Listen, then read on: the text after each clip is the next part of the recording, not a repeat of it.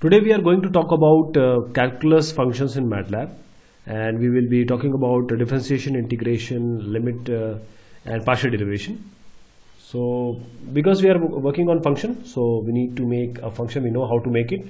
We use SYMS to make it as a placeholder for algebraic functions. And how to make a function, we also know that any function name, it's as per your convenience. Then for that making function we need to use inline. This is what we use, and inside this function we give our function. Let us make a small function, say x cube, or that x cube, and with respect to this functions, the main variable is x, so you need to specify the variable also. Okay, now my function has been made. F is corresponding to x cube.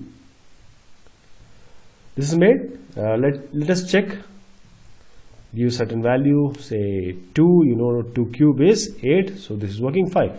Now how to make a go for differentiation? For that you use DIFF, differentiation. You need to pass this function which we have just made. You can do it by passing fx. Now this is being passed, and you need to specify differentiation with respect to which variable, that is x. So this is the result. This is the result. You can always make it pretty by using pretty function and passing ans. So this is the result.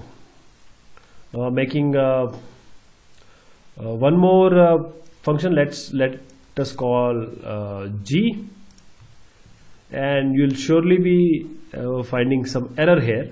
I'll just tell you. Now this is the function cos y by sin y. This is having a variable called y. We have made a function g. This is all good, and let me run this DIFF with respect to y. Is it going to work? Well, I hope so, but this will say that undefined function or variable y. The problem is that as I started my discussion, that it has to be SYMS y. This has to be there. Now I can again define this and again run. No problem, it will work fine. So you have to make it as a symbol, algebraic function, so that it can be given into this.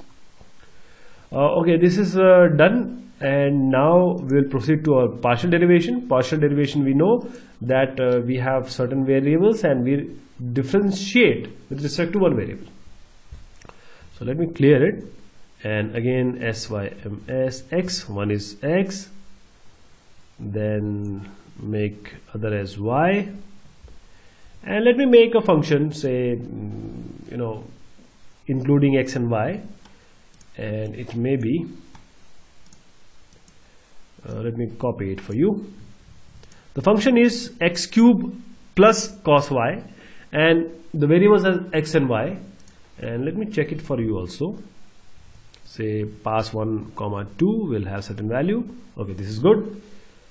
How to derive partially or derivate partially? For that you use DIFF function and pass fxy. Remember, passing fxy, x comma y. This is done, and you have to specify that with respect to which variable you need to differentiate it. Okay, I am going with x. Okay, with respect to x the derivation is this. Now what about y? With respect to y, we'll have certain other value minus sin y. So this is all good. Now integration. Let's talk about integration. Let me clear it. Make you another function. We can use the functions we have just made, but just for the sake of difference, let's make x again. Let's make a function called x cube plus 9x, and now I am going to show you the integration. For that we need int as a function. Pass fx, again same thing as derivation, fx, and with respect to x you will be given the integration result. Okay, now the problem lies, if you can find out, problem lies here. You need to give 9 into. So there will be errors and you need to rectify them as and when required. This is done. Let me run it for you again. This is good. Now we have our integration result. This is indefinite integration. Now if we want certain definite integration, for that what I can do, I will run it again and I'll give certain limits, like from say 5 to 9. I am trying to integrate fx, which is x cube plus 9x, from 5 to 9, and this is what the result is. So this is the power of MATLAB. And now coming to limit function, let me make again a symbol for you, a placeholder, and make a function again. Let's go with x cube only. This is a function x cube with x as a variable, and the function which we are going to use is limit. So limit we'll use, and in limit we will pass fx as expected, and then I have to give which variable, x, and limit tends to 5. Now this is the result. I'll again run limit x tends to 0. This is the result. And if I want limit x tends to infinity, I have to give I and f. Remember, I and f. This is again infinity. So this is all about our calculus functions in MATLAB. Thank you so much. Take care.